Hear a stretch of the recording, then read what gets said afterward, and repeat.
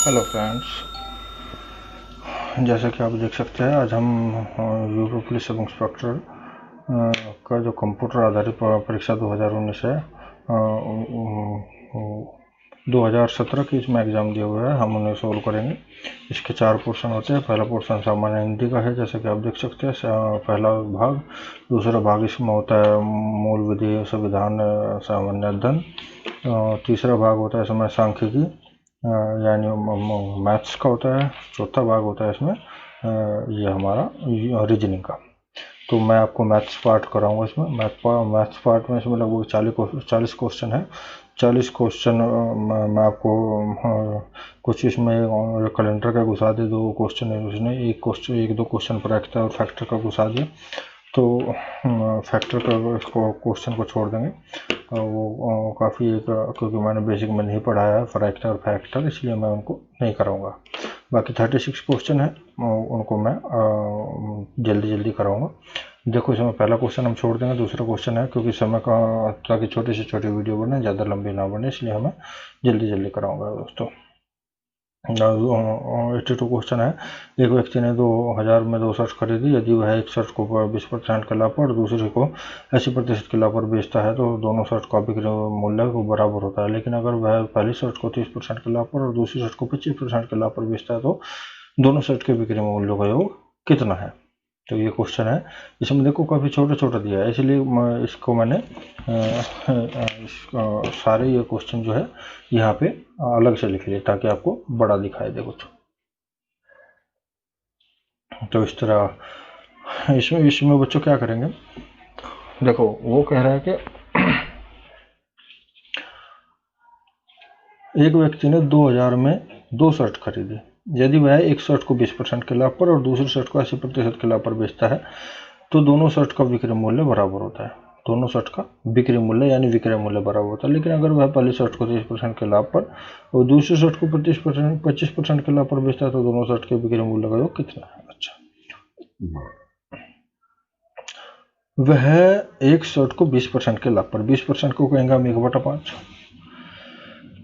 20% को कहते हैं 1/5, क्योंकि लाभ पर बेचा उसने, तो क्या हो जाएगा, लाभ पर बेचने का पर क्या होगा, यानी अगर हम उसका जो क्रय मूल्य ये माने,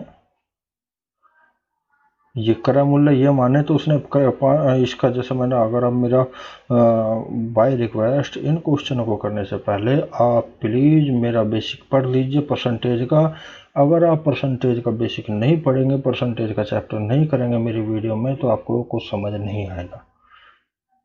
ये अगर आप एक्स मान के करोगे तो बहुत लंबा क्वेश्चन होता है ये, एक्स मान के करने में ये बहुत छोटी कोई कैलकुलेशन में ये सवाल हो जाता है इस तरह। तो मैं फिर बता देता हूँ, अगर कुछ समझ नहीं आता है, क्योंकि मैं बार एक चीज़ को रिपीट नहीं कर सकता, आप जाइए मेरी वीडियो में, वहाँ पे देखिए परसेंटेज का और आपको समझिए, वहाँ पे मैंने बताया हुआ है। तो 20% को 1/5 कहेंगे, 5 हम क्रय मूल्य मानेंगे तो लाभ हुआ उसका 1%, क्योंकि लाभ कह रहा है कि लाभ पर 1% लाभ हुआ, तो यानी वो 6 पर बेच दी। 5 पर खरीदी, 6 पर बेच दी। 5 की CP हो गया, 6 उसका SP हो गया। अब वो कह रहा है दूसरी को कितने में 80% के लाभ पर बेचता है। दूसरी का मतलब हो गया, दूसरी को होगी सेकंड वाले कितने होगी, 80% को 4/5 कहेंगे हम। 4/5 यानी 5 में खरीदी और 5 और 4 9 में बेच, लाभ में जोड़ देंगे और हानि में घटा देंगे, जैसे मैंने बताया था।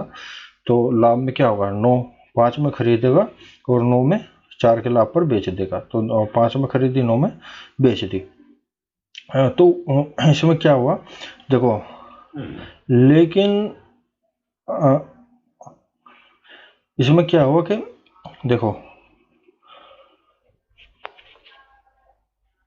फिर एक बार क्वेश्चन पढ़ लेते हैं। ये इसमें इसने बोला है तो दोनों शर्ट का बिक्री मूल्य बराबर होता है। ये जो चीज है इसमें, दोनों शर्ट का बिक्री मूल्य बराबर होता है।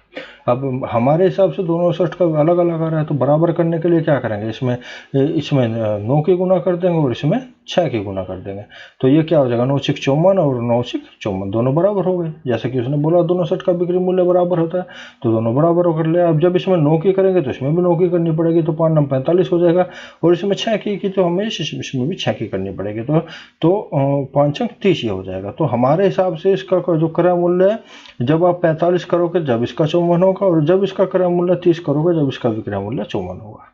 ठीक है।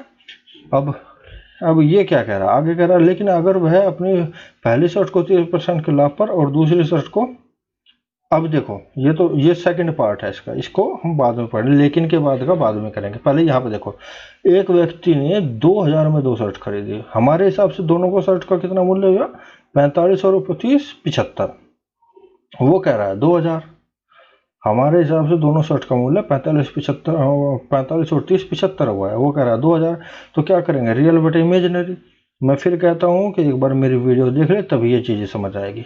तो रियल बटे इमेजिनरी करेंगे, 2000 बटे 75 इतने यूनिट आ गया। अब जब हमारा इतना यूनिट आ गया तो ये जो यूनिट आई है उसकी गुना हम माने हुए में कर देंगे। तो फर्स्ट में क्या आ जाएगा 2000 बटे 75 गुना 45, तो पहले का 1200 आ जाएगा, और फिर सेकंड का क्या हो जाएगा 2000 बटे 75 गुना 30, तो सेकंड का हमारा ये 800 आ जाएगा। यानी पहला जो है क्रय मूल्य है वो 1200 है और दूसरा क्रय मूल्य 800 है। अब प्रश्न का अगला हिस्सा देखते हैं। अगला हिस्सा यह है लेकिन अगर वह पहली शर्ट को 30% के लाभ पर और दूसरी शर्ट को 25% के लाभ पर बेचता है तो 30% को क्या कहेंगे बच्चों, तो 30% को 3/10 कहेंगे हम, 3/10, और चूंकि लाभ है तो जैसे मैंने बताया था 13/10 हो जाएगा। तो लाभ में क्या होगा 13/10, ये आप लाभ हानि जाके पढ़ोगे तो मेरी वीडियो में तो वहां पे आपको दिखेगा। तो लाभ होगा तो 13/10 यानी 1200 जो फर्स्ट का था, फर्स्ट का 13/10, तो 1200 का 13/10 जमा 800 का 25% को 1/4 कहेंगे, लाभ है तो 5/4 हो जाएगा, तो 800 का 5/4 हो जाएगा बच्चे। तो ये हो जाएगा, जब इसको काट के इनको हल करोगे तो 1560 आएगा ये, और 1560 में ये 1000 आ जाएगा, तो ये 2560 इसका मूल्य आ जाएगा। ये चीज़ें सभी समझ आएगी जब आप मेरे बेसिक वीडियो देखोगे। तो आंसर देखो आप, इसमें जो आपको दिखाई देगा इसका जो आंसर है वो 2560 है।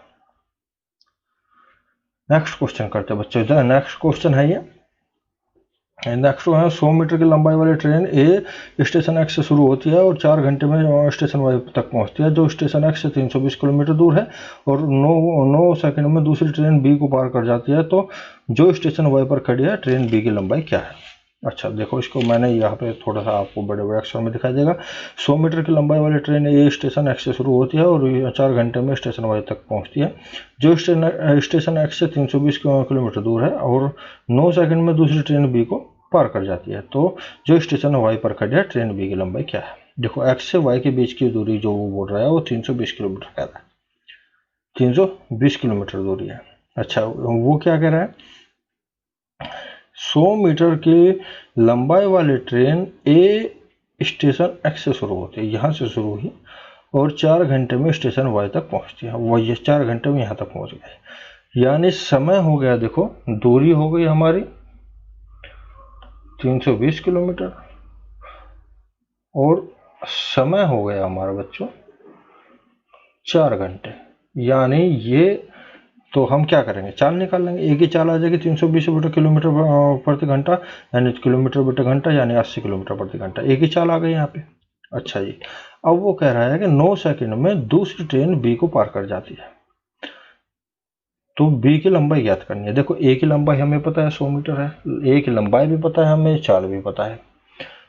अच्छा अब हमें बी की लंबाई ज्ञात करनी है, और वो बी को कितने देर में पार कर जाती है, 9 सेकंड में। आप मेरा बेसिक वीडियो जाकर उसका ट्रेन का देखोगे, वहाँ पे आपको पता चलेगा कि जब एक ट्रेन दूसरी ट्रेन को क्रॉस करती है तो दोनों ट्रेन की लंबाई जुड़ जाती है, और क्योंकि ये ट्रेन खड़ी है तो सिर्फ जो सी ट्रेन उसको क्रॉस कर रही है उसकी चाल से उसको भाग दे देंगे, उन दोनों की लंबाई जोड़ के उसकी चाल से उसको भाग दे देंगे, तो क्या होगा बी की लंबाई वहाँ से निकल जाएगी। आप मेरा बेसिक वीडियो पढ़िए, वहाँ पे आपको ये पास चीज़ें पता चलेगी।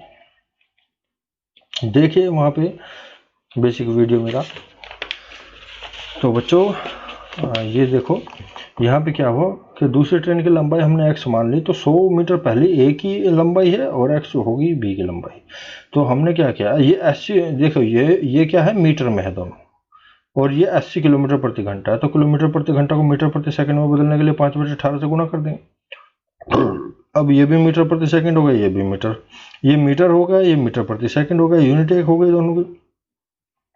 कितना है, 9 सेकंड। समय कितना दिया उसने, 9 सेकंड। ये दूरी बटे चाल हो गई बराबर समय 9 सेकंड उसने दिया है। यहाँ से क्या करेंगे, अब यहाँ से x का मान निकाल लेंगे, ये इधर आके गुणा में चला जाएगा, गुणा में जाने के बाद में क्या हो जाएगा, 9 गुणा 80 गुणा 5/18, 18 देखो 9 दूनी 18 और 20 दूनी 40, सॉरी 9 दूनी 18 और 40 दूनी 80 हो जाएगा, और 40 पंजे 200, यानी 100 प्लस x बराबर 200 हो गया, और 100 प्लस x बराबर 200, तो x बराबर 100 मीटर इसकी लंबाई आ जाएगी। किसकी, बी ट्रेन की लंबाई x मीटर 100 मीटर होगी बच्चों।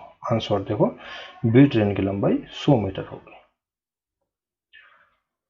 अगला क्वेश्चन, एक निश्चित राशि पर साधारण ब्याज प्रति वर्ष 6% की दर से 10 महीने का के लिए 400 रुपये है, मूल राशि का पता लगाएं।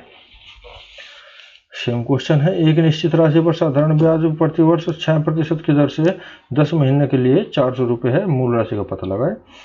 तो दर क्या है, 6%, समय है 10 महीने, 6% प्रति वर्ष। ये जो चीज़ है, मैंने आप मेरा साधारण ब्याज जाके पढ़ोगे, इतना डीपली मैंने इस चीज़ पर, इस टॉपिक पर बच्चों, इतना डीपली आपको इस बारे में बताया है। वहाँ पे देखोगे आपकी सब समझ में आ जाएगा। मेरा साधारण ब्याज का वीडियो देखो, वहाँ पे जाके वो चैप्टर क्लियर करो अपना, उसका बेसिक करो। इस चीज़ पर मैंने पूरा फोकस किया है। प्रतिवर्ष 6% प्रति वर्ष है, तो 6% प्रति वर्ष है। 10 महीने को, इस महीने को या तो वर्ष में बदल लो, या फिर इस प्रति वर्ष को महीने में बदल लो, दोनों को एक यूनिट में लेके आओ। तो हमने क्या किया, 6% प्रति वर्ष हो गया, समय 10 महीने या 10/12 वर्ष हो गया। ब्याज कितना है, 400 रुपये। तो क्या हो जाएगा, मूलधन गुणा दर गुणा समय बटे 100। मूलधन हमने x मान लिया, तो मूलधन गुणा दर गुणा समय क्या है, समय 10/12 1/100, तो बराबर कितना है, ब्याज कितना आया, 400 रुपये साधारण ब्याज।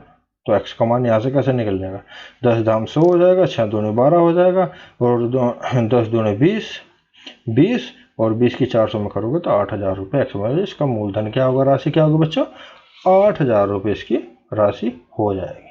आंसर 8000 रुपये आ जाएगा। अगला क्वेश्चन है, एक दुकानदार एक वस्तु को, कितने सिंपल क्वेश्चन है, आप देखोगे कि मतलब ये एसआई का लेवल है, यूपीएसआई का लेवल है। मैं कहता हूं, अगर मेरी आपने सारी वीडियो देख ली, यूपीएसआई और सीपीओ, ये सब इंस्पेक्टर तक की मैं गारंटी लेता हूं, बच्चा अगर मेहनत करता है और आराम मेरी सभी वीडियो देखता है तो उसके बहुत सारी चीजें आप पेपर हल कर सकते हो, आपका नंबर आ जाएगा। एक दुकानदार एक वस्तु की, लेकिन मेहनत करनी पड़ेगी, प्रैक्टिस ही सारी रामबाण इलाज है। प्रैक्टिस से स्पीड आती है, आप समझ तो जाओगे लेकिन स्पीड नहीं आ पाएगी। जब आप स्पीड में आ जाओगे तो आपका नंबर आ जाएगा। जितनी ज़्यादा प्रैक्टिस कर सकते हो प्रैक्टिस करो। एक दुकानदार एक वस्तु की अंकित कीमत पर 10% की छूट देता है और फिर भी 12.5% का लाभ पाता है, जो कि 25 है। वस्तु की अंकित कीमत ज्ञात करें। सेम वही, एक दुकानदार एक वस्तु की अंकित कीमत पर 10% की छूट दे दी उसने। छूट देने मैंने बोला है, मेरा आप जाके वहाँ पे लाभ आने का वो देखिए। अंकित मूल्य पे जब छूट देता है तो वो क्या होता है, विक्रय मूल्य आता है। फिर भी 12.5% का लाभ पाता है, जो 25 रुपये है। वस्तु की अंकित कीमत ज्ञात करें। अच्छा जी, देखो बच्चों, ये कह रहा है 10% की छूट देता है, 10% अंकित मूल्य पर 10% की छूट देता है। 10% को कहते हैं हम 1/10। छूट देने का मतलब यानी कमी यानी हानि, यानी 9/10। यानी अंकित मूल्य उसका 10 था तो विक्रय मूल्य 9 होगा। छूट कितने की देगी, उसने 1 की छूट दिया बच्चों। अंकित मूल्य 10 है तो विक्रय मूल्य उसका 9 होगा, जैसे मैंने बताया था। छूट तो 9/10, ठीक है, तो 9 होगा। तो अब अंकित मूल्य हमारे पास हो गया, विक्रय मूल्य हमारे पास में हो गया। फिर वह क्या करते हैं 12.5% का लाभ पाता है। 9 का 12.5%, 12.5% को कहेंगे हम 1/8। आप ये मेरे परसेंटेज में जाकर देखना, ये मुझे बताने की जरूरत नहीं है। 12.5% को कहेंगे 1/8 और लाभ है तो 9/8, 9/8 और 9/8 क्योंकि हमें क्या निकालना है, सिप्पी निकालना है। सिप्पी निकालने के लिए क्या है, क्रय मूल्य निकालने के लिए उल्टे से गुणा करनी पड़ेगी। जैसे कि आप मेरा जाके वहाँ पे लाभ हानि पर ये क्रय विक्रय पढ़ोगे तो सॉरी लाभ हानि पढ़ोगे तो वहाँ पे आपको वीडियो में पता चल जाएगी ये चीज़ें। तो 9/8 9 का उल्टा करें, 9 गुणा 8/9 करेंगे तो 9 से 9 कट जाएगा, यानी उसका क्रय मूल्य 8 हो जाएगा, 8 हो जाएगा। तो ये कह रहा है कि लाभ वो कितना है, 25 रुपये का। हमारे हिसाब से लाभ कितना हो रहा है, ये क्रय मूल्य इतना है, विक्रय मूल्य नो हमारे हिसाब से 1 हो रहा है। तो ये रियल बटे इमेजिनरी 25/1 यानी 25 यूनिट आ जाएगा। अब 25 यूनिट की माने हुए में गुणा कर दो। अंकित की क्या करें, वस्तु की अंकित कीमत ज्ञात करें। अंकित कीमत क्या होगी, 25 दाम 250, अंकित कीमत की 250 रुपये। तो कितना सिंपल क्वेश्चन है, अगर आप वहाँ पे जाके पढ़ोगे। कुछ मानने के जो मतलब एक्स वैक्स कुछ नहीं करना, बहुत शॉर्टकट में क्वेश्चन हो जाता है।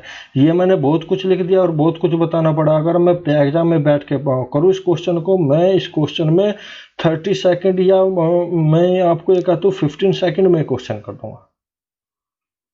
प्रैक्टिस करो ज़्यादा से ज़्यादा।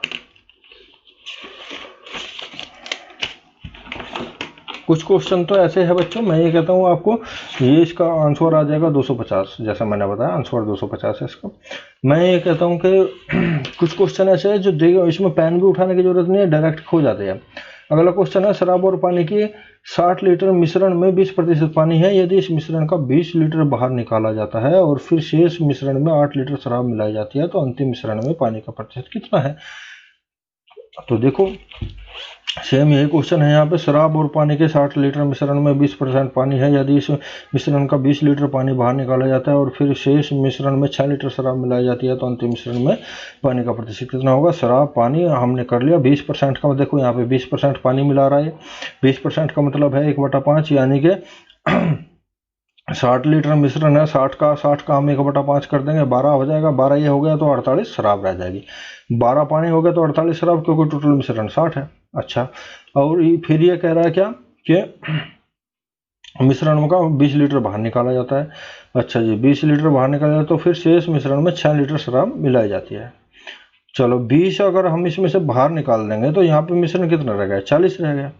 अब 40 में क्या है कि 40 मिश्रण में ये कह रहा है कि तो 6 लीटर इसमें 6 लीटर शराब मिलाई जाती है। फिर शेष मिश्रण में 6 मीटर शराब मिलाई जाती है, तो 6 लीटर है, 8 लीटर है। शेष मिश्रण में 8 लीटर शराब मिलाई जाती है, 8 लीटर है। देखो वो गलती से लिख दिया मैंने वहाँ, ये 8 लीटर है। देखो बच्चों, ये देखो वो यहाँ पे देखो, ये हमारा कितना है, 8 लीटर शराब मिलाई जाती है। शेष मिश्रण में 8 लीटर शराब मिलाई जाती है। तो ये यहाँ पे 6 नहीं है, ये 8 है, गलत हो गया।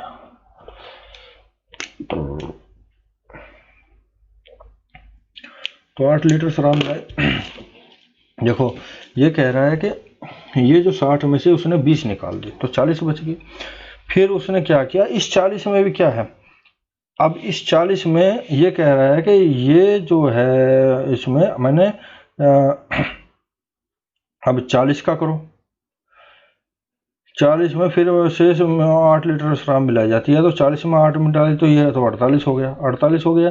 अब देखो ये 48 हो गया, शराब मिला दी तो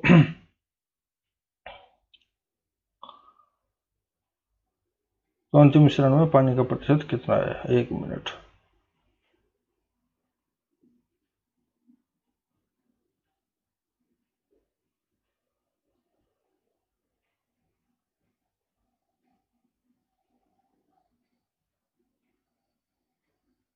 हाँ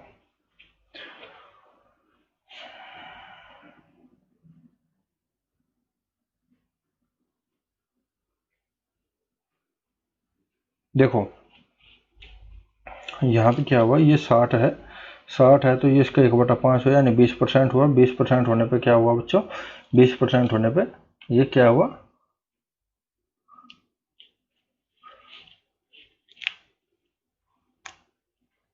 20% होने पे 20% के 1/5 के 1/5 को यानी 60 का 1/5 12 हो गया, 12 का फिर ये 12 हुआ तो ये 48 हो गया। अब देखो इसमें से इसने क्या किया कि 20 इसमें से निकाल दिया यानी 40 हो गया। अब क्योंकि देखो 40 में भी ये 20% है और ये 80% ही है, ये 20% ही है, ये 80% है। यानी 40 का जब हम 40 का बच्चों जब 1/5 करेंगे 20% करेंगे तो ये 40 का 1/5 कितना होगा, ये 8 आ जाएगा और ये 32 आ जाएगा। ये है मतलब 40 का 1/5। यानी क्योंकि जो मिश्रण चाहे कोई भी ले ले उसमें क्या है 20% पानी है, 20% पानी है। यानी हमने इस मिश्रण में से 20 निकाल दिया, 20 निकालने के बाद में जब 20 निकला तो उसमें पानी और शराब दोनों निकले ना। जो शेष मिश्रण बचा उसमें 20% पानी है और 80% ही शराब है। तो 40 है, 40 का 20% कितना हो गया 1/5 मतलब 8 और 32 हो गई है। अब वो कह रहा है कि इसमें उसने क्या किया 8 लीटर शराब मिला दी। अब 8 लीटर शराब मिलाने के बाद 32 ये था, 8 ये हो गया 40 हो गया और मिश्रण में भी 8 मिलेगा क्योंकि जब शराब मिलेगी तो मिश्रण में कितना हो गया 48 हो जाएगा। अच्छा इसका कोई मैटर भी नहीं है, वैसे मैटर करता है इसका बाद में करता है। अच्छा ये 48 हो जाएगा और ये 40 हो जाएगा, लेकिन ये तो ये 8 का 8 ही रहेगा। अब ये कह रहा है कि ये 8 कितना है, अंतिम मिश्रण में पानी का प्रतिशत कितना है 48 का कितना प्रतिशत 8 है। अब यहाँ पे हम प्रतिशत निकाल लेंगे, 48 का कितना प्रतिशत है 8, तो 48 का ये इधर गुणा में चला जाएगा और ये इधर भाग में चला जाएगा, उल्टा हो जाएगा क्योंकि ये बराबर। मैंने मेरी वीडियो देखोगे ये बॉर्डर होता है, बॉर्डर से इधर जाते हैं गुणा भाग में और भाग गुणा में कन्वर्ट हो जाती है। तो कितना बराबर मतलब ये 8 गुना 100 बटे 48, 8 छंग 48 और 100 की जब 6 से आप भाग करोगे तो 16 से ही 66%, या इसको हम बोल देंगे 16 से ही 6-7% हुई।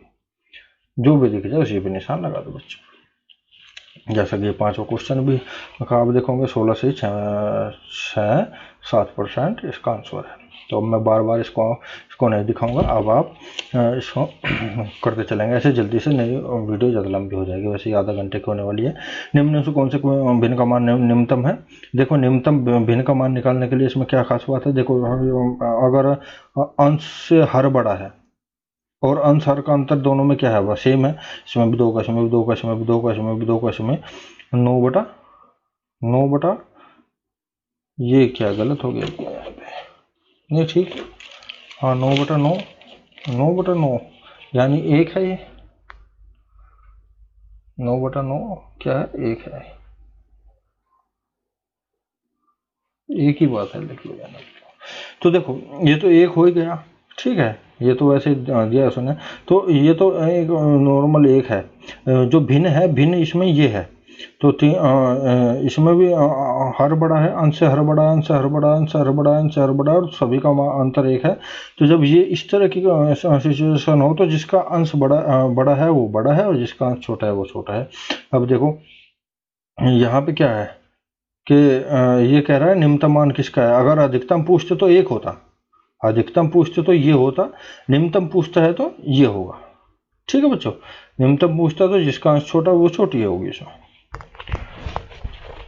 जिसका अंश बड़ा वो जिसका अंश बड़ा इसमें तो क्योंकि अगर मान लिया बड़ी पूछती तो फिर 1 होता ही, क्योंकि ये तो सिंपल सी बात है, सबसे बड़ा दिख ही रहा है। अच्छा अब अगले को उस पर चलते हैं, ये एकदम देखते हो जाएगा, इसमें पेंसिल उठाने की जरूरत नहीं है। ए और बी का योग क्या है, जहाँ ए 3 अंकों की एक संख्या का 75% है तो जो 44 और 55 के महत्तम समवर्तक के 20 गुना है और बी 25 का वर्ग है। देखो ए और बी का योग क्या है, ए 3 अंकों की एक संख्या का 75% है। अच्छा तो देखो 44 और 55 के महत्तम समवर्तक का 20 गुना है और बी 25 का वर्ग है। ये कह रहा है प्रश्न अनुसार मैं से जो है 20 गुना है, गुना देखो मैं से का 20 गुना, मैं से का महत्तम समवर्तक का 20 गुना। अब देखो 44 और 55 का अगर आप मैं से निकालोगे तो 44 और 55 का आप मैं से निकालोगे, महत्तम समवर्तक कितना है 11 है, और लघुत्तम समवर्तक कितना है बच्चों 11। जब इसके फैक्टर करोगे तो लघुत्तम समवर्तक ये आएगा। अच्छा, अब वो कह रहा है कि इन दोनों का जो मैस है उसका 20 गुना है। मैस है का हमने 20 गुना कर दिया पर्सन अनुसार, हो गया 220 हो गया। अब ये कह रहा है कि इस प्रकार जो जो 3 अंकों की संख्या आई उसका 75%, उसका 75%, तो उसका 75% कर देंगे। 220 का 75% कितना हो जाएगा, ये हो जाएगा हमारा 25 15 5 75 20 20 5 100, और यहाँ से ये 0 से 0 कट जाएगा, 11 बार 11 किस में करोगे 165 इसमें आ जाएगा। यानी यहाँ तक कि ये है कि मैस है का 20 गुना करके उसका 75% अगर हम करते हैं तो वो 165 होगा। दूसरी इसकी कंडीशन है कि 25 का वर्ग, 25 का वर्ग कर दिया 625 होता है। तो दोनों का अगर दोनों का योग कितना हुआ, दोनों का योग कितना हुआ, तो दोनों का योग कितना हो जाएगा 625 और 165 का योग कर देंगे बच्चों, तो ये 790 इसका आंसर आ जाएगा। अगला क्वेश्चन, नेक्स्ट क्वेश्चन है ये एक सत्र परीक्षा में तमिल, अंग्रेजी, विज्ञान, सामाजिक ज्ञान और गणित में एबी के अंक क्रम से 72, 70, 80, 90 और एक्स थे। यदि सत्र परीक्षा में औसत अंक 80 थे तो गणित में एबी ने कितने अंक प्राप्त किए। कुछ क्वेश्चन नहीं है बच्चों, इतने अंक थे। यदि सत्र परीक्षा में औसत अंक 80 थे, सत्र परीक्षा में औसत अंक 80 थे। देखो तमिल, अंग्रेजी, विज्ञान, सामाजिक विज्ञान, गणित, ठीक है 1 2 3 4 5, 1 2 3 4 5। यदि सिर्फ सत्र परीक्षा में औसत अंक 80 थे। अच्छा, अब देखो इनका औसत निकाल लेंगे हम, औसत ये सभी को जोड़ के 5 से भाग कर देंगे तो वो ये 80 होना चाहिए, यहाँ से x निकल जाएगा, 180 है। तो क्या सवाल था, कुछ था सवाल, x का मान हमें निकालना। ए बी को ने कितने अंक प्राप्त किए, तो ए बी ने कितने 88 अंक प्राप्त किए।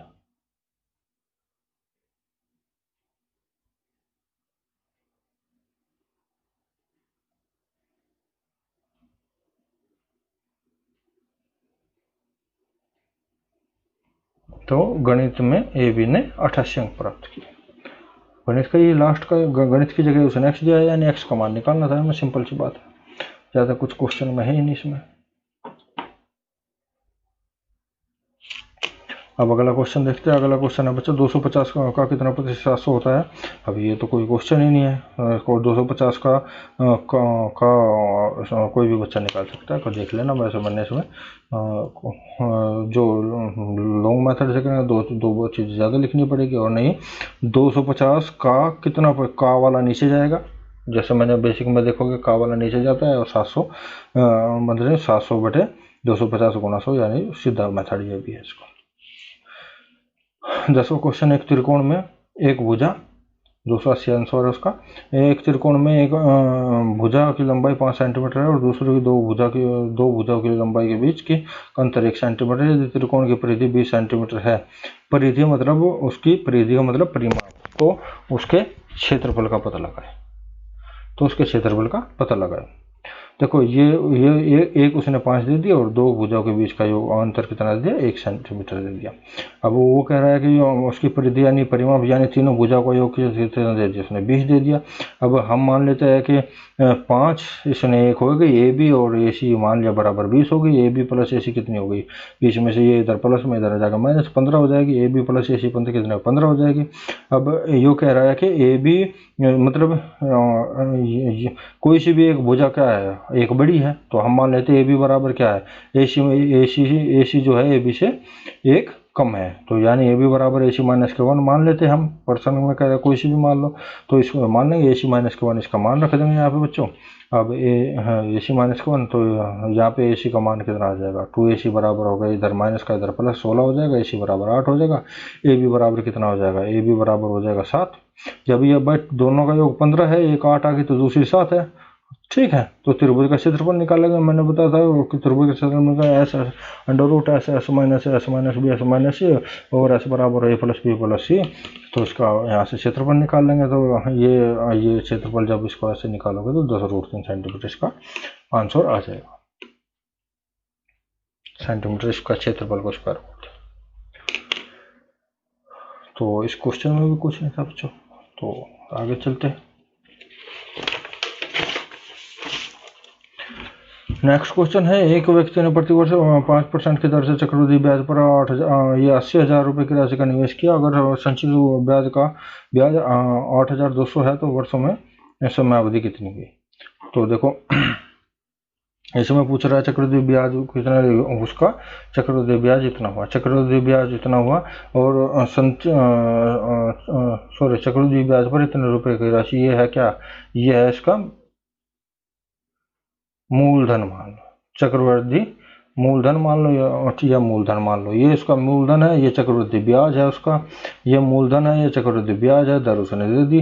तो हम गलती क्या करते हैं बच्चों, हम क्या करते हैं कि P1 + R/100 बराबर इतना रख देते हैं, जो कि गलत है, क्योंकि ये क्या है, चक्रवृद्धि मिश्र धन मूलधन है और ये जो सूत्र है चक्रवृद्धि मिश्र धन का है।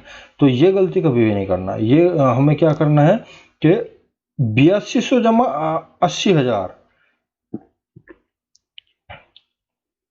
P1 + R/100 की होल पावर, जो n का सूत्र ये जो है बराबर है क्या, मूलधन जमा चक्रवृद्धि ब्याज का है, चक्रवृद्धि मिश्र धन का। यानी तो 5% को 1/20 कहेंगे और 5% को 1/20 कहेंगे तो और ये चूंकि हम चक्रवृद्धि मिश्र धन निकाल लिया तो 21/20 हो जाएगा। 21/20 की होल पावर n हो जाएगी, n हो जाएगी।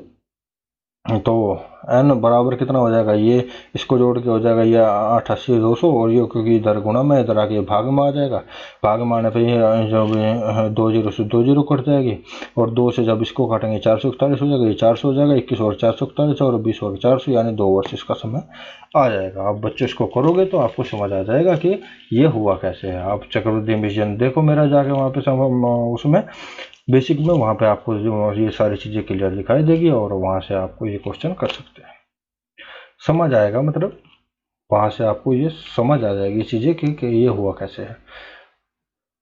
कुछ नहीं है इसमें, चक्रवृद्धि मिश्र धन का साधारण सिंपल सूत्र लगाया मैंने। 2 बाइक क्रम से 24 किलोमीटर प्रति घंटा और 18 किलोमीटर प्रति घंटा की गति पर एक ही बिंदु से शुरू करती है और एक ही गंतव्य तक पहुंचती है। अगर इसी दूरी 360 किलोमीटर है, अगर दूरी 360 किलोमीटर है तो तेज बाइक धीमी बाइक से कितने घंटे पहले गंतव्य पर पहुंचेगी। देखो एक 24 किलोमीटर प्रति घंटा से जा रही है, दूसरी 18 किलोमीटर प्रति घंटा से एक बिंदु से शुरू करती है जो और एक ही गंतव्य तक पहुंचती है। यहीं से प्रत्येक क्या है, यहाँ से शुरू करती है और एक ही गंतव्य तक यहाँ तक पहुंचती है। तो इधर से चल रही है और इधर को जा रही है। अच्छा दूरी कितनी है, दूरी कह रहा है 360 किलोमीटर। तेज बाइक धीमी बाइक से कितने घंटे पहले मुझे पूछा दो, 360 दे दो यार, निकाल दो, 360/24 कर दो, 360/18 कर दो, इसको 20 घंटे लग रहे हैं, इसको 15 घंटे लगेंगे। दूरी बटे 4 करोगे तो आप इसको 20 घंटे, इसको 15 घंटे, समय कितना 5 घंटा जी, यानी 5 घंटे पहले पहुंचेगा ये तो कौन सा सेकंड वाला। ठीक है बच्चों, कुछ नहीं था इस सवाल में, दूरी बटे 4 एक सूत्र लगाना है। 13वां क्वेश्चन, ए बी और सी अलग अलग है तौर पर क्रम से 15, 20 और 12 दिनों में एक काम को पूरा कर सकते हैं। ए, बी और सी ने एक साथ काम शुरू किया था, लेकिन ए ने काम के पूरा होने के 6 दिन पहले छोड़ दिया, बी ने 4 दिन पहले छोड़ दिया। यदि कुल काम के लिए 1500 रुपये का वेतन दिया गया है तो फिर ए और बी का कुल हिस्सा कितना है। तो आप मेरा बेसिक में जाकर देखिए समय और कार्य, आपको वहाँ से ये चीज़ें स्पष्ट दिखाई देगी। ये क्वेश्चन को आपको पता लगेगा कि कैसे हम इसको चंद सेकंडों में करते हैं। देखो बच्चों, ए ने 15 में, ए 15 दिन में दिन है, बी 20 दिन में, सी 12 दिन में। ठीक है बच्चों, जैसे वो कह रहे हैं लघुत्तम 60 आ जाएगा, 15 चौका 60, 20 30 60 और 12 पंजे 60। ए के जाने के बाद हुआ क्या है बच्चों, देखो यहाँ पे क्वेश्चन में स्पष्ट कहा है, ये क्वेश्चन में यहाँ पे कहाँ गया ये क्वेश्चन, ये क्वेश्चन है,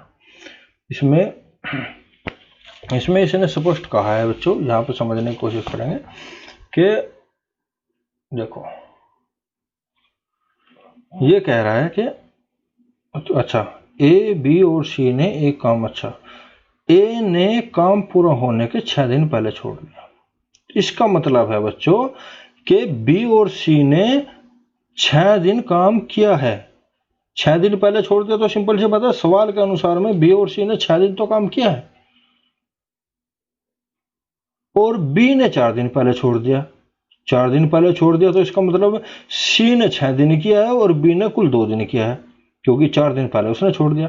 भाई ए ने 6 दिन पहले छोड़ दिया, तो सिंपल सी बात है, साझा तो जो तीनों ने ए बी सी, देखो इसमें समझने वाली बात क्या है, समझने वाली बात यह है कि ए बी सी ने कुछ दिन तो इकट्ठे काम किया, फिर काम खत्म होने से 6 दिन पहले ए ने छोड़ दिया और यानी और 4 दिन पहले बी ने छोड़ दिया। तो यहाँ पे क्या है, जो अब इससे आगे क्या हुआ, यहाँ तक तो इकट्ठे थे, यहाँ तक तो क्या था, इकट्ठे थे, तो इससे आगे अब उल्टे चलेंगे, इससे आगे क्या करेंगे, इससे आगे उल्टे चलेंगे। तो यहाँ पे क्या, सी ने तो 6 के 6 दिन करा, बी ने कितना करा, 2 दिन करा, इसने तो 6 दिन करा, इसने 2 दिन किया, और यहाँ पे ए ने एक भी दिन काम नहीं किया, ए ने कितना किया, 0।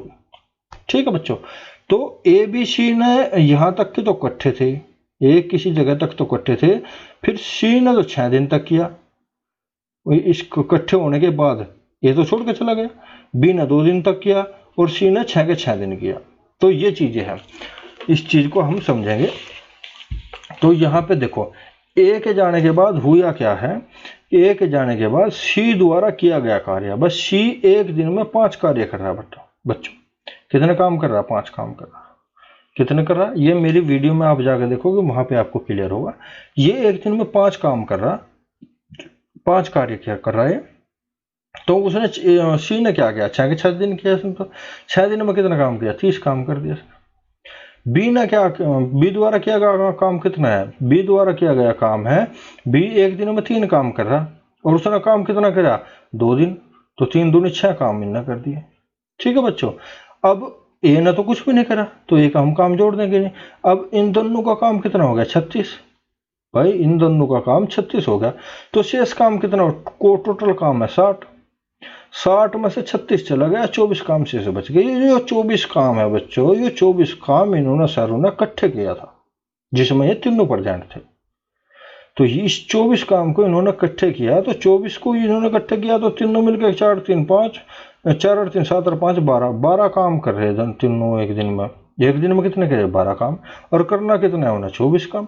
तो यानी 24/12 यानी 2 दिन उन्होंने इकट्ठे काम करा, तीनों ने 2 दिन इकट्ठे काम किया। अब इनके पीछे बांटने हैं, हमें पैसे बांटने हैं, तो पैसे किस अनुपात में बटेंगे, जो काम जैसे काम किया ऐसे पैसे बढ़, जिस अनुपात में काम किया उसी अनुपात में पैसे बढ़ जाए। अब ए ने क्या काम किया, ए ने कितना काम किया, ए का एक दिन का काम कितना है बच्चों, 4, और उसने काम कितने दिन किया, 2 दिन, तो 4 दूनी 8 रुपये से यहां मिला। ठीक है बच्चों, और बी ने कितना किया, बी ने 2 दिन तो जब ये इकट्ठे थे तब किया, 3 दूनी 6, और फिर 2 दिन न रहे जब अकेले न करा, बी के साथ में, सॉरी सी के साथ में करा 2 दिन, तो 6 ये मिलेंगे और 6 ये, यानी 12 से यहां से मिले। सी ने 5 मतलब 2 दिन तो ये सभी के साथ में करा, 5 दूनी 10, और 6 दिन केले न करा। ठीक है, केले का मतलब है कुछ दिन भी रहा साथ में, मतलब, लेकिन इसने तो 6 दिन करा, तो 2 दिन ये और 6 5 6 30, 5 दूनी 10 और 5 6 30, यानी ये 40 इसने करा। अब जब किसी एक संख्या से तीनों करते हो तो काट लो, 2 ये 4 दूनी 8, 4 3 12, 4 दाई 4 40, तो ये 2:3:10 में इन्हें पैसे मिलेंगे। किस अनुपात में मिलेंगे, इसी अनुपात में इन्होंने काम किया, इसी अनुपात में इन्हें पैसे मिलेंगे। तो कार्य का अनुपात निकाल लेंगे, जो कार्य का अनुपात होगा वही समय का अनुपात होगा, तो इसी अनुपात में पैसे मिल जाएंगे। तो वो पैसे क्या है, वो कह रहा है कि बच्चों, ये कह रहा है क्वेश्चन में कि यदि कुल काम का 15, तो ए और बी का कुल हिस्सा कितना है, तो ए और बी का यहाँ कुल हिस्सा कितना आ रहा है, ए और बी का कुल हिस्सा आ रहा है 2 और 3 5, तो 2 और 3 5, ए और बी का 5, तो 1500 बटे टोटल पीछे कितने हैं, 1500, सॉरी 15,000, 1500 है, 1500 है, देखो ये है 1500। तो ए और बी के कितने हैं, 5, तो 1500 अनुपात कितना है, 5 का अनुपात है, तो 1500 बटे 5, यानी 500 रुपये उन्हें दोनों को इकट्ठे मिल जाएंगे ए और बी को। आंसर कितना होगा बच्चों, 500 रुपये। तो ये था इस क्वेश्चन में। अगला क्वेश्चन देखते हैं बच्चों, अगला क्वेश्चन ये है, एक बेकरी 4 ग्राहकों ए, बी, सी और डी को इतने के अनुपात में 90 किलो मिठाई वितरित करती है। अगर सी का हिस्सा डी के हिस्से से 15 किलो अधिक है तो बी और डी के हिस्से में क्या अनुपात है? कुछ क्वेश्चन है, कुछ नहीं क्वेश्चन है। देखो ए, बी, सी 4, 20, 6, 3 डी। अब वो क्या कह रहा है? वो कह रहा है कि सी का हिस्सा डी के हिस्से से 15 किलो अधिक है, और जबकि हमारे हिसाब से सी का हिस्सा डी के हिस्से से 3 ही अधिक है। भाई ये 6 है, ये 3 है, हमारे हिस्से से 3 ही है। तो 3 है तो हमारे हिसाब से 3 है, उसके हिसाब से 15, तो रियल बटे इमेजिनरी, तो 15/3 यानी 5 यूनिट आ गया। 5 की इन मसालों में गुना कर देंगे तो ये हो गया 5 20 इसके दो रहा है, 5 20 के दो रहा है, इसके पास है 56 30 इसके दो रहा है, 15 इसके दो रहा है। ये इसकी रियल यूनिट आ गई बच्चों। अब क्या कह रहा है? तो बी और डी के हिस्सों के में क्या अनुपात है? अच्छा, अब ये एक चीज और कह रहा है कि इनका कुल कितना है? 90 किलो। अब हमारे हिसाब से कितना बैठ रहा? 20 30 और 15, 20 30 50 और 65 प्लस 5 भी। अब 90 में तो 65 काट देंगे तो 25 बचेगा। 5 बी बराबर 25, बी बराबर कितना हो गया बच्चों? बी बराबर 5 हो गया। इस बी की गुणा के में कर देंगे, इसमें कर देंगे 5 5 25। अब ये क्या कह रहा है? बी और डी के हिस्सों में क्या अनुपात है? तो बी और डी का हिस्सा कितना? ये 25, ये 15, 25 अनुपात 15। तो ये अगर किसी चीज से करते हो तो काट दो, 5 5 5 25, 5 दिए 15, तो 5 अनुपात 3 का बी अनुपात डी का अनुपात। कुछ क्वेश्चन नहीं है बच्चों, शुद्ध दरोगा होल लग रही है। अगला क्वेश्चन, निम्नलिखित तालिका का अध्ययन करें और दिए गए सवालों में जवाब दें। देखो ये है निम्नलिखित तालिका का अध्ययन करें, या एक तालिका दे दी बच्चों उसने, ठीक है। ये कह रहा है कि इसने क्या किया कि वर्ष दे दिए, ये अलग अलग राज्य दे दिए, और उन राज्यों में उत्तीर्ण होने वाले बच्चों के उसने नंबर दे दिए कि भाई ये वर्ष है, इन वर्षों में इन राज्यों में इतने इतने बच्चे जो है वे सरकारी परीक्षा में उत्तीर्ण किए। अच्छा जी, अब पहला क्वेश्चन जो है इसका, पहला क्वेश्चन बच्चों ये है कि 2012 में दिल्ली से परीक्षा उत्तीर्ण करने वाले उम्मीदवारों की संख्या और 2015 में मध्य प्रदेश से परीक्षा उत्तीर्ण करने वाले उम्मीदवारों की संख्या के बीच अंतर कितना है? बताओ। दिल्ली में 2012 में इतने, ठीक है, कितने? इतने। और मध्य प्रदेश में 2015 में, 2015 में मध्य प्रदेश में इतने। अंतर पूछ रहा, तो इसमें तो इतने घटा दो बच्चों। क्या है बताइए, सवाल है क्या कुछ? शुद्ध 2012 में इतने और 2015 में, ये है 2015 में ये दिल्ली और ये एमपी। शुद्ध उत्तर आ गया, कुछ क्वेश्चन नहीं, उठाओ और घटा दो। अगला क्वेश्चन 1047 का उत्तर आ जाएगा। 1047 दोनों का अंतर। 2013 में आंध्र प्रदेश एवं बिहार से परीक्षा उत्तीर्ण करने वाले उम्मीदवारों की संख्या का औसत, और 2016 में दिल्ली एवं उत्तर प्रदेश में। देखो 13 में आंध्र प्रदेश और बिहार में, 13 में है आंध्र प्रदेश और बिहार, और औसत दोनों को औसत काट दे, दोनों को जोड़ कर 2 भाग दे दो। 16 में दिल्ली और उत्तर प्रदेश से परीक्षा उत्तीर्ण करने वाले उम्मीदवारों की संख्या का औसत, 16 में कितना है? दिल्ली और उत्तर प्रदेश। 16 में फिर चलेंगे, 16 में दिल्ली और उत्तर प्रदेश, तो इनका भी औसत काट लेंगे, तो का योग कितना है? बताओ, कुछ सवाल है। दोनों को जोड़ो, दोनों को जोड़ो, 2 भाग कर दो, और प्लस दोनों को जोड़ो, 2 भाग कर दो, 2 भाग कर, इनको जोड़ कर आ जाएगा, इनको जोड़ आ जाएगा, इन्हें दोनों को जोड़ दो, 2 भाग कर दो, ये उत्तर आ जाएगा बच्चों। कुछ क्वेश्चन नहीं है, शुद्ध दरोगा। 5 मुश्किल से 20 पन्ने, मैं आपको बता दूं, मुश्किल से 20 पेज है संविधान के। 20 नहीं 25 होंगे, बस 25 पेज संविधान के हैं, और मुश्किल से आप मान लो 100 पेज हिंदी के होंगे। 100 पेज हिंदी के, 25 पेज ये संविधान के। और मैथ आपको फिर में समझा लग रहा है, मैं रीजनिंग सारे बच्चों को आ गई है, जब मैथ आ जाएगा तो मतलब दरोगा हो लग रहा है, मतलब पर पढ़ो ना तो कुछ भी नहीं फिर तो भाई। अच्छा जी, 99। यदि 2014 में आंध्र प्रदेश से परीक्षा में शामिल होने वाले उम्मीदवारों की संख्या इतने है। 2014 में आंध्र प्रदेश से परीक्षा में शामिल होने वाले उम्मीदवारों की संख्या 85,000 है।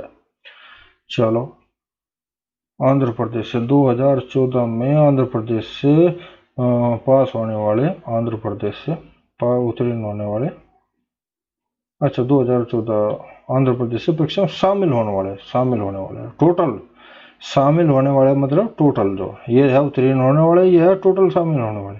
इतने में 2014 में आंध्र प्रदेश से परीक्षा उत्तीर्ण करने वाले उम्मीदवारों की संख्या 2014 में आंध्र प्रदेश से परीक्षा उत्तीर्ण न करने वाले उम्मीदवारों की संख्या कितना प्रतिशत है बताओ। अब 2014 में आंध्र प्रदेश से जो है कितने बच्चों ने 4281, अब सारे मिलकर जो बैठे इतने बैठे, पास हुए इतने हुए, फेल जो हो गए वो इतने हो गए। अब यो जो है 85,000 का कितने प्रतिशत है, यह बात है।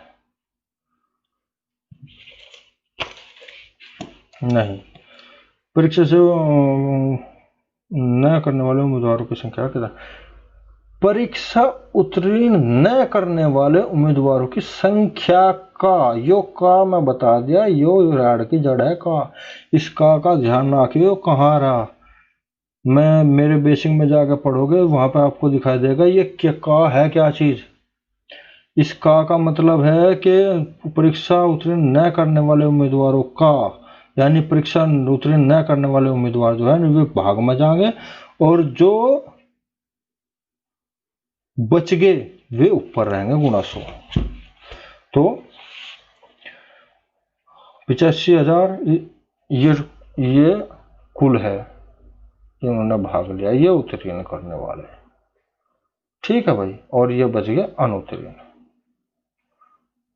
अब का यो तले और ये ऊपर, यानी 8281 बटे इतना गुणा 100, ये 5.30%। ये थोड़ी सी कैलकुलेशन यहाँ से लंबी है, बटोरा मारना पड़ेगा, यहाँ पे थोड़ा तुक्का मारना पड़ेगा। कैलकुलेशन जिसने कर दी वो पार गया, जिस पर नहीं हो वो रह गया।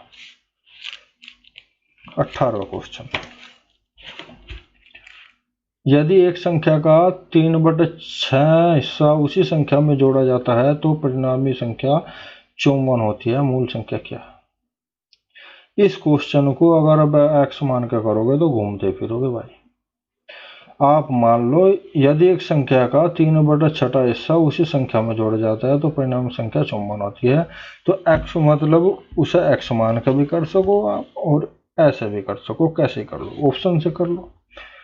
एक संख्या का 3/6 हिस्सा उसी संख्या में जोड़ा जाता है, या तो x मान के करोगे तो मान लिया संख्या x है, x का 3/6 उसी संख्या में जोड़ा जाता है तो परिणामी संख्या 54 होती है, तो बराबर 54। या तो यहाँ से कर लो कि यहाँ से जब आप करोगे इसको तो 3/6 ही आएगा, हाँ 3/6 यानी 1/2, ये मान लो हो जाएगा हमारा x प्लस का 2x बराबर 54 गुणा 2, यानी x बराबर हो जाएगा, ये हो जाएगा 3, 54 गुणा 2/3 हो जाएगा, 3 3 होती 18 54 और 18 20। असुविधा के लिए खेद है, इसमें लगभग 3-3.5 मिनट का ये ऐड ब्रेक है। कुछ ये जो टाइम है इसको या तो काट ले या स्पीड से चला ले, जैसे आपकी इच्छा हो इस तरह से आप अपनी सुविधा अनुसार इसको कवर करें। धन्यवाद।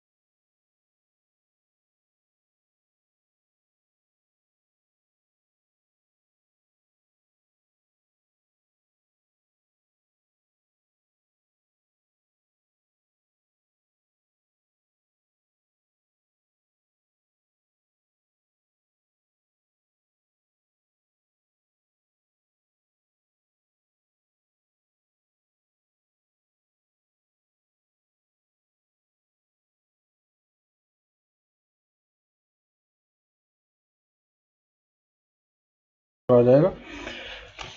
या तो x मान के कर लो या फिर ऑप्शन से भी कर सकते हो। 45 का 3/, पहला ऑप्शन है 45, 45 का 3/6 को ये पूर्ण ऑप्शन करता है, 36 का 3/6 इससे भी कर सकते हो। x कर लो या इससे कर लो, किसी भी तरीके से कर लो। अगला क्वेश्चन निम्न संख्याओं से क्या महत्तम संपूर्णता और लघुत्तम संपूर्णता ज्ञात कीजिए। ये 30, 80, 50 है, इनका महत्तम और लघुत्तम संपूर्णता ज्ञात कर लो। ये क्वेश्चन है 30, 80, 50 है, इनका मैस और लस है आप ज्ञात कर लेंगे। तो सिंपल सी बात है, अगर व्यवसाय का पेपर दे रहे तो ये तो आता ही होगा। नीचे दिए गए समीकरण में x का मान ज्ञात क्या है, तो ये इसमें बोर्ड मास लग जाएगा। सिंपल सी बात है, ये भी आप लोग कर ही लोगे, सीधा क्वेश्चन है, इसमें इस क्वेश्चन में कुछ है ही नहीं, सरल करने का क्वेश्चन है बच्चों।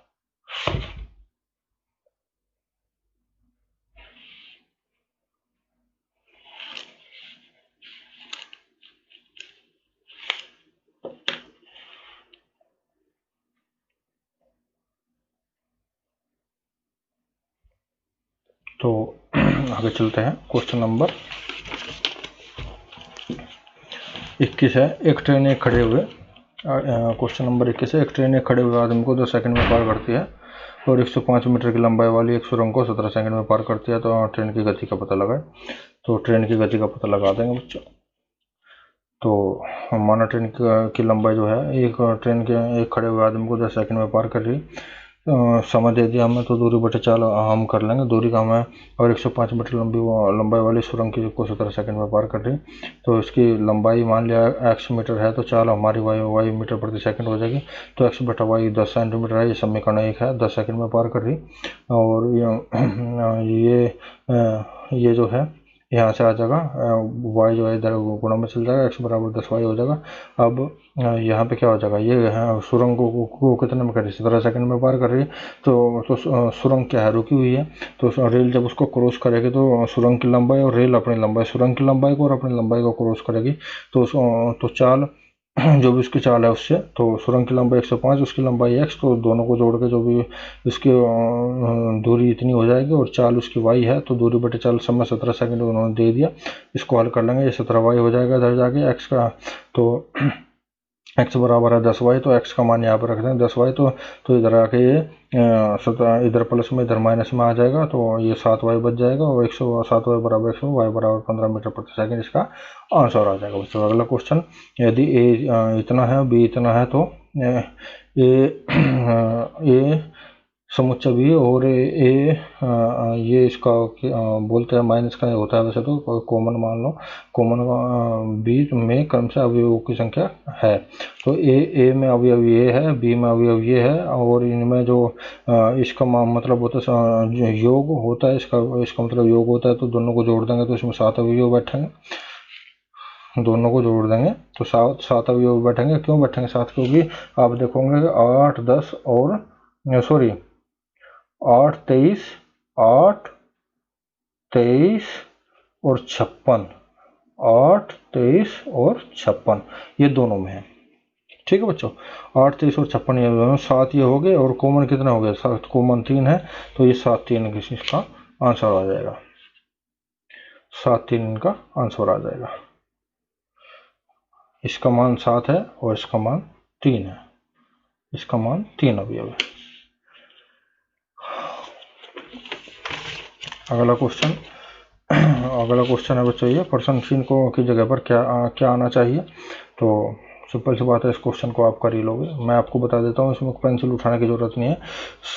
7 और 2 9, 9 और 4 और 3 7, जो सही में उन्हें जोड़ दो, 7 और 2 9, 4 3 7, 9 में से 7 जाके 2 बच गया। ठीक है, अब क्या करेंगे, 4/5 और 1/5 को जोड़ेंगे तो 5/5 ये 1 हो जाएगा, और ये 1/4 और 2/4 का मतलब है यानी 3/4।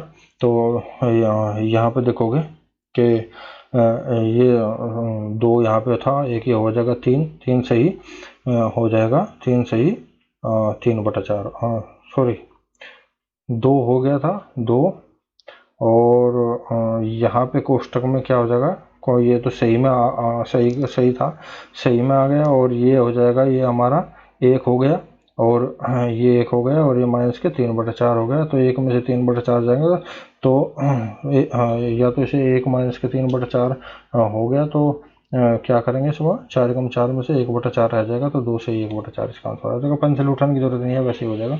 अगला क्वेश्चन, एक संख्या में 17 और दूसरी संख्या के 30% 70% और दूसरी संख्या के 30% का योग 360 है। यदि इन दो संख्याओं का योग का 20% 160 है, तो दूसरी संख्या का 2/5 हिस्सा क्या है? अच्छा देखो 20% अगर 160 है तो पूरा कितना हो जाएगा? 20% मतलब 1/5, 1/5 हिस्सा 160 है, तो एक हिस्सा कितना हो जाएगा? 160 गुणा 5 यानी 800, यानी टोटल इन दोनों का योग कितना है? 800 है। इन दोनों का योग कितना हो गया? 800। यानी फर्स्ट अगर हम x माने, सेकंड को y माने, तो x प्लस y यानी 800 हो गया। अच्छा अब क्या करेंगे, दोनों का योग हमें पता लग गया 800 हो गया। अब ऑप्शन से कर लेंगे। ऑप्शन क्या है इसके? ऑप्शन है बच्चों, ऑप्शन है इसके ये, आप देखोगे कि ऑप्शन दे दिया इसने हमें, ये दे दिया ऑप्शन 500, 300, 400, 200। अच्छा अब क्या करेंगे, हम इनको ऑप्शन से निकालेंगे। ये यहाँ पे देखो पहला ऑप्शन है हमारा 500, तो देखो ये कह रहा है कि 2/5 हिस्सा क्या? दूसरी संख्या का 2/5 हिस्सा दिया उसने 500, दूसरी संख्या का 2/5 हिस्सा क्या दिया उसने? 500 दिया है। अच्छा तो दूसरी अगर 2/5 500 है, तो एक हिस्सा कितना हो जाएगा? 500 गुणा ये इधर भाग में चले जाएगा, 5/2 हो जाएगा, यानी 1250, जो कि उसका टोटल कितना है? टोटल तो 800 ही है, जो कि पहला ऑप्शन गलत हो गया। दूसरे ऑप्शन में हम देखेंगे, दूसरा ऑप्शन इसका 300 है। 300 को 5/2 करेंगे हम, क्योंकि अब बार बार इतना लंबा लिखने की जरूरत नहीं है, हम सीधा 5/2 कर देंगे। 300 को 5/2 करेंगे तो बच्चों 15 5 भी 750 ही हो जाएगा। अगर 750 फर्स्ट है तो हम दूसरा मान लिया 50 है, क्योंकि दोनों का 80 है। अब हम अगर ये ठीक कह रहा है तो हम अब इसका ये जोड़ लेंगे। तो पहले का कितना? दूसरे का 30 और पहले का 70%, तो अच्छा दूसरा हिस्सा है, तो दूसरे का 30, 750 का 30% और पहले का 70%, तो करके देख लेंगे हम। ये 260 आ रहा है, जो कि आना चाहिए 360। आना कितना चाहिए? 360, जो किया था 260, ये भी गलत है। तीसरे ऑप्शन से देखते हैं, 400 को 5/2 किया हमने, 200 आ गया। 200 को यानी 1000, जो कि गलत है, क्योंकि इनका टोटल तो 800 ही। तो चौथा हिस्सा देखेंगे, तो चौथा का 200 का 5/2 करेंगे तो 500 हो गया। 500 और 300 हो गया। 500 का आप क्या करेंगे? ये क्या है? दूसरा हिस्सा है। दूसरे हिस्से का आप 30% करोगे और इसका 70% करोगे, तो आप देखोगे कि 360 इसका आएगा, यानी ऑप्शन कितना है? चौथा ऑप्शन है। वैसे आप इसको करोगे तो आप ये एक्स से काफ़ी कर सकते हो, एक्स से भी आप, लेकिन मुझे ये ऑप्शन से ज़्यादा बेटर लगा। अगला क्वेश्चन देखते हैं। 3 उदान है, माली ने इन 3 बगीचों से तोड़े गए फूलों को तोला। 3 बगीचों से तोड़े हुए फूलों को तोड़ा और फूलों का औसत वजन 32 किलो था। बाद में यह पाया गया कि एक उदान से फूलों का वजन गलती से 24 की जगह 21 यानी 3 किलो का फर्क पा गया। वो तो 3 किलो कम तोला उसने, 32 से 96, यानी कुल वजन कितना हो गया इसका? 96। औसत कितना था, तो 3 गुना 96 हो गया। 3 कम तुलना में 3 जोड़ दिया, 99 हो गया। 99 का औसत काट दिया, 40 किलोग्राम हो गया। ये क्वेश्चन कुछ नहीं है बच्चों, छोटा सा क्वेश्चन है, एक बार आप देख लेना। इसका आंसर जो होगा वो आंसर आ जाएगा 33।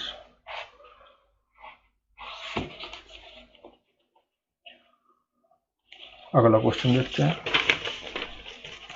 अगला क्वेश्चन है ये, पी और क्यू एक साथ 9 दिनों में एक काम को पूरा कर सकते हैं। क्यू और आर जो 12 दिनों में उसी काम को पूरा कर सकते हैं, और पी और आर 18 दिनों में उसी काम को कर सकते हैं। यदि पी क्यू आर का एक साथ काम करते हैं तो उसी काम को, तो पी क्यू आर एक साथ काम करते हैं तो उसी काम को पूरा करने के लिए कितने दिनों की आवश्यकता होगी? तो ये को देखो पी क्यू 9 में, ये आर में, और ये, तो ये क्वेश्चन कुछ नहीं है। इनको क्या करेंगे, इनका 36 लघुत्तम आ जाएगा। 9 चौक 36, 12 23 36, 4 18 2 36, और 9/36 1/4 कार्य करेंगे सारे मिलकर, तो इनको जोड़ देंगे, यानी 2 P plus Q plus R बराबर 1/4, और P plus Q plus R बराबर, ये इधर गुणा में इधर भाग में आ जाएगा, पी प्लस क्यू 1/8 8 3 में करेंगे बच्चे। तो ये क्वेश्चन छोटा सा क्वेश्चन है। अगला क्वेश्चन, एक बर्तन में 3:1 के अनुपात में दूध और पानी है। अगर इस मिश्रण में 3 लीटर पानी डाला जाता है तो दूध और पानी का अनुपात कितना बन जाता है? बर्तन में दूध की शुरुआती मात्रा का पता लगाइए। दूध और पानी शुरुआत में 3 और 1 है, बाद में 2 और 1 हो गया। पहले 3 1 है, 2 बाद में 2 और 1 हो गया। जबकि क्या है कि मिश्रण में 3 लीटर पानी डाला जाता है। मिश्रण में कितना डाला गया? 3 लीटर पानी डाला गया। पानी 3 लीटर डाला तो, लेकिन क्या था, दूध तो इतना का इतना ही था। दूध दोनों कंडीशन में बराबर था, तो दूध को बराबर कर देंगे। 3 गुणा इसमें इसकी गुणा कर देंगे और इसमें इसकी गुणा कर देंगे, 3 गुणा 2 और 2 गुणा 3, तो ये इन दोनों को बराबर कर दिया। तो इसमें 2 की तो इसकी में भी 2 की करनी पड़ेगी, इसमें 3 की तो इसमें भी 3 की करनी पड़ेगी। तो ये हो जाएगा 2, ये 3 हो जाएगा, ये 2 हो जाएगा। तो ये कह रहा है कि 3 लीटर हमारे इसके हिसाब से 3 लीटर, हमारे हिसाब से 1 लीटर आ रहा है। फिर देख लो बच्चों, उसने कहा कि 3:1 और 2:1 है, और ये कह रहा है कि पानी डाला 3 लीटर, यानी दूध तो बराबर है। तो दूध को बराबर करने के लिए क्या करेंगे, इसमें 2 की गुणा कर देंगे और इसमें 3 की गुणा कर देंगे, तो दोनों में क्या हो जाएगा, 6 हो जाएगा, बराबर हो गया। अब इसमें 2 की तो इसमें भी करनी पड़ेगी और इसमें 3 की तो इसमें भी करनी पड़ेगी, तो ये 2 हो जाएगा, ये 3 हो जाएगा। हमारे हिसाब से इनका अंतर 1 आ रहा है, इसके हिसाब से 3 है। तो यानी रियल बटे इमेजिनरी 3 बटेगी, 3 यूनिट हो गया है इसका। तो 3 की कितना गया, 3 चंग 18, यानी पहले शुरुआती मात्रा में दूध की जो मात्रा थी वो 18 लीटर थी। छोटा सा क्वेश्चन था। अगला क्वेश्चन, एक गांव में साक्षर लोगों और निरक्षर लोगों का अनुपात जो है 8:9 है। अगर गांव में साक्षर लोगों की संख्या 256 है तो गांव में निरक्षर लोगों की कुल संख्या कितनी है? बताओ क्या क्वेश्चन है भाई। दोनों का 8:9 दिया और साक्षर दे दिया, साक्षर की संख्या रियल हमारे हिसाब से 8 है साक्षर, और उसके हिसाब से 256 है। तो रियल बटे इमेजिनरी जो भी यूनिट है उसमें 9 की गुणा कर दो, आ गया निरक्षर। कुछ क्वेश्चन नहीं है, ये कॉन्स्टेबल लेवल के क्वेश्चन है, कर लो। साक्षर निरक्षर रियल बटे इमेजिनरी 232 यूनिट है, 32 को 9 में गुणा कर 288, इसका क्वेश्चन आ गया, आंसर आ गया। नीचे दिए गए समीकरण में x का मान ज्ञात करो। बताओ ये क्वेश्चन है क्या कुछ, वो बूढ़ो मास लगा दो, अपना भाग कर लो। 17 पंजे 85, पहले भाग करेंगे 17 पंजे 85, फिर गुणा करेंगे 13 पंजे 65, और अब सबसे बड़ा काम क्या है इसमें, जितना 99 98 गुणा जल्दी करती है वो जीत में, और 99 98 गुणा करने के लिए 98 का आगे 2 जीरो लगाओ और माइनस का 98 कर दो, यानी इसमें 100 माइनस के 1 भी 99 होंगे, वो लगा कर और जो कर देगा, नहीं तो बचे रह गया। बात क्या है, खेल कैलकुलेशन का है, जो जितनी जल्दी कैलकुलेशन कर देगा, सवाल कुछ नहीं है। अगला क्वेश्चन, एक दुकानदार चावल की कीमत को लागत मूल्य से 20% ऊपर लागत मूल्य से 20% ऊपर अंकित करता है और ग्राहक को 15% की छूट देता है। इसके अलावा बिक्री के समय में 1 किलोग्राम के बजाय 850 ग्राम के बाट का उपयोग करता है। इस लेन देन में उसका समग्र लाभ प्रतिशत ज्ञात करें। ये क्वेश्चन कुछ टिकाऊ है, ये क्वेश्चन है कुछ टिकाऊ। जैसे अच्छा, इसमें क्या करेंगे हम, देखो हम ना मान लेंगे कि भाई वस्तु का जो क्रय मूल्य है 1000 रुपये है, यानी 1 किलो वो 1000 रुपये में दे रहा। हमने मान लिया 1 किलो जो है वो 1000 रुपये में दे रहा, ठीक है बच्चों। अब वो कह रहा है कि 20% ऊपर अंकित करता है, तो 1000 का 20%, 1000 का 20% को कहेंगे हम 1/5, 20% को कितना कहेंगे 1/5, 6/5, या तो 6/5 कर लो। 1000 का 6/5 करोगे जब भी 1200 होगा, या फिर 1000 का 120 20% ऊपर यानी 120/100 करोगे तो तब भी 1200 होगा, ठीक है बच्चों। तो ये 1200 हो गया अंकित मूल्य इसका। अच्छा जी, अब ये कह रहा है कि अब जब 1000 का क्रय मूल्य जो है 1000 रुपये है, तो वो दे रहा है 1 किलो की जगह, भाई 1000 ग्राम का क्रय मूल्य 1000 रुपये और वो दे रहा है 1 किलो की जगह, मतलब 1000 ग्राम का 885 ग्राम। तो जब 1000 किलोग्राम का हमने 1000 मानना है तो 850 का 850 रुपये हो जाएगा, ठीक है बच्चों। और वो कह रहा है कि ये जो 850 को मना देगा, वो यो जो दे रहा इसमें 15% वो छूट कर रहा। क्रय मूल्य कितना है इसका अंकित, वो अंकित मूल्य 1200 है, 1200 का 15% को कहेंगे हम कितना 3/20, या तो इसका 3/20 कर लो या 85/100 कर लो, दोनों का मान 1020 आएगा। 1020 अगर आप इसको करोगे 1020, अगर आप इसको ये इसका 1020 आएगा, इसका क्रय मूल्य तो 850 होना मतलब है, और विक्रय मूल्य इसका 1020 है। क्रय मूल्य इतना, विक्रय मूल्य इतना, तो लाभ कितना हो जाएगा, विक्रय मूल्य में से क्रय मूल्य घटा देंगे, लाभ बचेगा। लाभ प्रतिशत करने के लिए क्या करेंगे, बटे क्रय मूल्य कर देंगे, क्योंकि लाभ हमेशा क्रय मूल्य पर काउंट हो, तो इसका क्रय मूल्य कर देंगे। तो ये हो जाएगा विक्रय मूल्य में इसके क्रय मूल्य बटे क्रय मूल्य गुणा 100, ये उसे इसका 20% हो आंसर आ जाएगा बच्चों। और अगर ये भार में ही पूछता तो क्या होता, भार में पूछता तो त्रुटि बटे सही मान माइनस का त्रुटि गुणा 100 वो हो जाता। नीचे दिए गए द्विघात समीकरण को हल करें और पी और क्यू के बीच का संबंध ज्ञात करें। क्या क्वेश्चन है, 2p square plus 5p plus 3 बराबर 0 है। आप देखो ये 3 को हम इधर ले जाए तो -3 हो जाएगा। क्या मान धरा जो इसका ये -3 के बराबर हो जाए। अगर मैं इसे -1 धर दूं तो 2 की मैं भाई 5 में से सिंपल सी बात है, मैं दिख रहा 5 में 2 जाएगा 3 बचेगा, 5 में से 2 जाएगा 3 बचेगा तो 1 ही धरूंगा ना। और जो कि माइनस का है तो इसका मतलब इसे मैं -1 करूंगा। इस क्वेश्चन में है कुछ बराबर अब 3 है तो अगर मैं 5 में से शुद्ध 2 घटाऊं यानी कि इनका मान -1 का धर दो तो -1 रखने पर बराबर हो जाए। इसमें देखो ये बराबर 4 होगा, 4 होगा ये। अब क्या करना, अब मैं से ये कितना हो गया 4, 1 धरे पर नहीं आता, 1 रखने पर नहीं आता, 2 रखने पर 2 वर्ग 4 और 4 दूनी 8, 2 वर्ग 4 और 4 दूनी 8। अगर मैं यो इधर माइनस है तो माइनस, तो यो तो 2 वर्ग 4 प्लस हो जाएगा लेकिन ये -8, -8 में 4 हो गया काम, यानी पी का मान -2 और क्यू का मान, यानी क्यू का मान तो हो गया -2 और पी का मान -1। तो बड़ा कौन सा है तो -1 बड़ा है, पी बड़ा है क्यों से। तो कुछ सवाल था ये बताओ, टोरा मारने वाले, इसे थोड़ा सा ध्यान दो कौन सवाल होगा। इस पर तो टोरा भी मार जाते वैसे भी हो सकता है।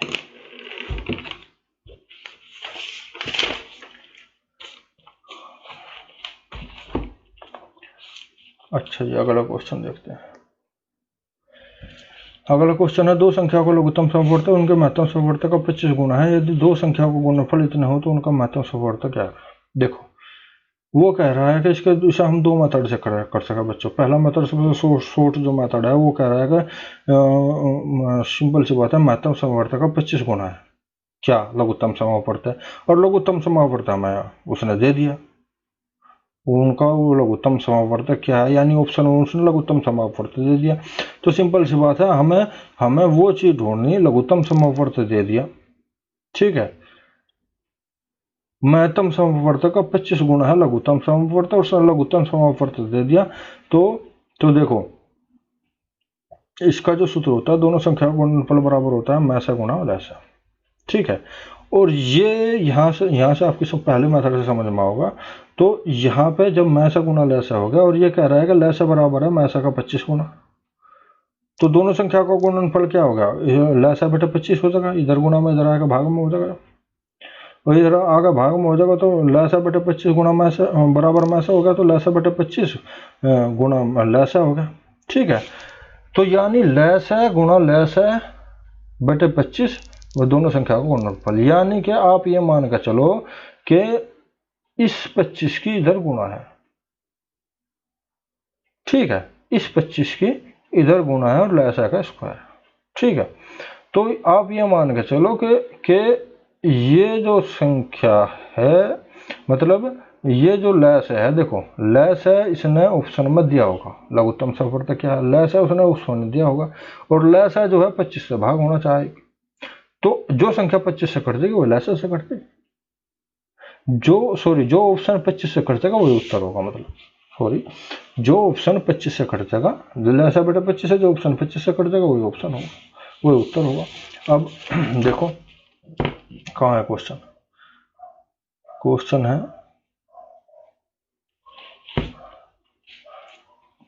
हाँ देखो 556 ये है क्वेश्चन बच्चों।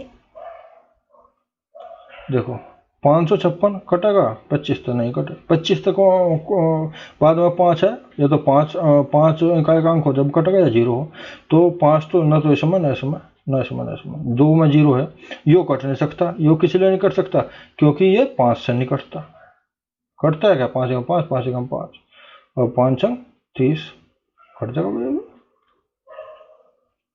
25 से नहीं कटने का, 25 से भी कट जाएगा। 25 दूनी 50, 25 से नहीं कटने का क्योंकि ये 80 है, कितने का 25 से नहीं कटने का, 5 से तो कट देगा लेकिन 25 से नहीं कटने का।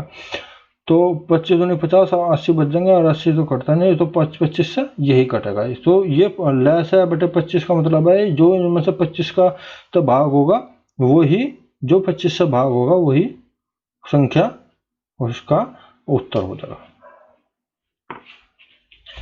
अगला क्वेश्चन,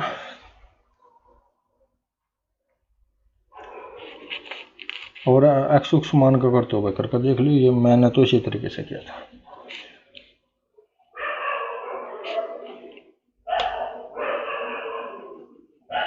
नहीं तो ये भी एक तरीका है, इधर 25 चला जाएगा, ये 16,900 की 25 गुणा 25 कर दो, और जो ऑप्शन में जो इसकी गुणा इसमें करके देख लो, उसका क्या करो अंडर रूट करके देख लो, जो भी आएगा उत्तर आ जाएगा। 16,900 की 25 में गुणा करेगा, उसका वर्गमूल कर दो, वर्गमूल करोगे तो ऐसा आ जाएगा। ये भी एक तरीका है। अच्छा जी, यदि 8 महिला दिन में 12 घंटे काम करके 20 दिनों में एक काम को पूरा करता है, तो ये तो कुछ सवाल है नहीं। MDH बटे W, मेरे वीडियो जाकर चेक करना, अब ये कोई क्वेश्चन नहीं है। 8 महिलाएं, मैन, समय, दिन, MDH,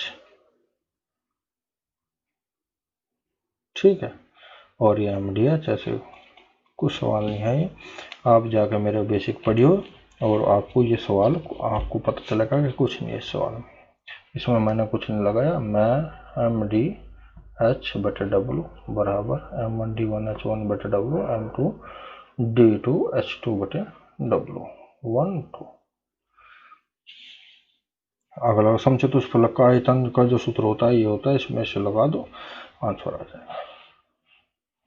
भुजा का क्यूब बटे 6 रूट 2। अच्छा जी, इसमें हल करने वाली बात क्या है? हल करने वाली बात है ये है कि 24 गुना क्यूब का मतलब है 24 गुना 24 और 6 चौक 24। जब इससे भाग दोगे इसको तो 6 चौक 24 हो जाएगा, और 4 का मतलब है 2 रूट 2, 4 6 चौक 24 हो गया, 4 का मतलब है 2 गुना 2, और 2 का मतलब है 2 रूट 2 गुना रूट 2 से रूट 2 कर देगा, यानी यहाँ पर 2 रूट 2 आ जाएगा। समझ में नहीं आई हो तो यहाँ देख लो, 2 बराबर होता है रूट 2 गुना रूट 2, और ठीक है, और 4 बराबर है 4 बराबर है 2 गुना 2, तो या फिर इसे मान लो बराबर हो जाएगा रूट 2 गुना रूट 2 और गुना 2, तो एक रूट 2 यहाँ से कट जाएगा, तो 2 रूट 2 ये हो जाएगा, इसकी गुना करके ये आ जाएगा, ये 11 रूट 2 को। अगला क्वेश्चन, निम्न डेटा समुच्चय के माध्यम में माध्यिका और बहुलक क्या है? माध्यिका और बहुलक क्या है? तो इसका ये क्वेश्चन है बच्चों, ये थोड़ा अलग है, इनको जैसे फैक्टर का हुआ, समुच्चय का हुआ, और आपको लोग थ्योरम का हुए, कुछ परमेय का हुए, इनमें से एक दो क्वेश्चन है जो जैसे आप समुच्चय का कर सकते हो, फैक्टर के कुछ चीज़ें कर सकते हो, और तो परमेय की कुछ चीज़ें कर सकते हो, तो इन्हें कर लो। ये 1-2 क्वेश्चन आता है वे भी सॉल्व हो जाएंगे, ये इतनी बड़ी चीज़ें नहीं है। तो दिया है इतना, आरोही क्रम में जब इन्हें लगाओगे, ठीक है, आरोही बढ़ते क्रम में जब इन्हें लगाओगे तो ये हो जाएगा माध्यिका कितना, 3 3 6 और 3 9 है। माध्यिका निकालने के लिए 9 + 1 बटे 2 करते हैं, n + 1 बटे 2 है, n बराबर कितना है यहाँ 9 है, तो n + 1 यानी 5वां अंक यानी 16 है, 5वां अंक 1 2 3 4 5, 5वां अंक कितना है 16 है, माध्यिका कितनी होगी इसकी 16 होगी। अच्छा, बहुलक क्या होगा? जो इसमें ज़्यादा बर प्रयोग हो रहा है, बहुलक ज़्यादा बर प्रयोग कितना हो रहा है 7 हो रहा है, तो 16 और 7 इसका आंसर आ गया।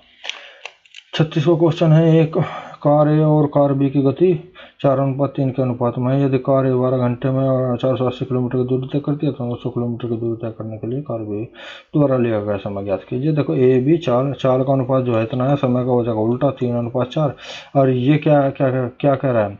ये कह रहा है कि 12 घंटे में 480 किलोमीटर दूरी करता है, तो 12 घंटे के लिए हमें क्या करना पड़ेगा? 4 थे ये 3, इसकी ए की गति कितनी है, ए का समय कितना है 3 है, 3 के अनुपात में, तो इसमें 3 चौक 12, 12 हो जाएगा। तो ये 12 में लेगा, और इसमें 4 की करी तो इसमें भी करनी पड़ेगी। तो ये 12 में लेगा जाएगा तो ये 16 घंटे में जाएगा, ये 12 घंटे में जाएगा तो ये 16 घंटे में जाएगा। अब इसकी चाल क्या होगी, इसकी चाल हो जाएगी 480 बटे टोटल दूरी कितनी है 480, भाई 480 ये 12 में गया तो 480 ये 16 में गया, तो चाल कितने 480 बटे 16 हो जाएगी। तो इसकी चाल यहाँ से क्या हो जाएगी 480 बटे 30 किलोमीटर प्रति घंटा। अब 30 किलोमीटर प्रति घंटा इसकी चाल होगी, तो चाल 900 किलोमीटर कितने घंटे बचाएगी, तो 900 बटे 30 यानी 30 घंटे यहाँ पे इसका समय आ जाएगा बच्चों। तो इस तरह हमने 36 क्वेश्चन किया है बच्चों। इसमें 2 क्वेश्चन कैलेंडर के है, एक फैक्टर का है, एक समुच्चय का है। इस तरह ये 40 क्वेश्चन हमारे हो जाएंगे जो मैंने छोड़ दिए। तो आशा करता हूँ वीडियो पसंद आई होगी। लाइक करें, सब्सक्राइब करें, मेहनत करें। यूपीएससी के एग्जाम आ रहे हैं, ज़्यादा से ज़्यादा क्वेश्चन पेपर निकाले, प्रैक्टिस करें। चैनल पर जाए, वहाँ से प्रैक्टिस करें। आपको बहुत शॉर्ट तरीके आपको वहाँ पे पता चलेंगे। प्रैक्टिस करो ज़्यादा से ज़्यादा, आपको चंद सेकंडों में सवाल हो जाएंगे। 40 नंबर आपके, 40 में से आप मान के चलो 35-36 नंबर यूँ आ जाएंगे मिनिमम समय में, और ये आ गए तो आपको फिर कोई रोकने वाला नहीं है। तो फिर क्या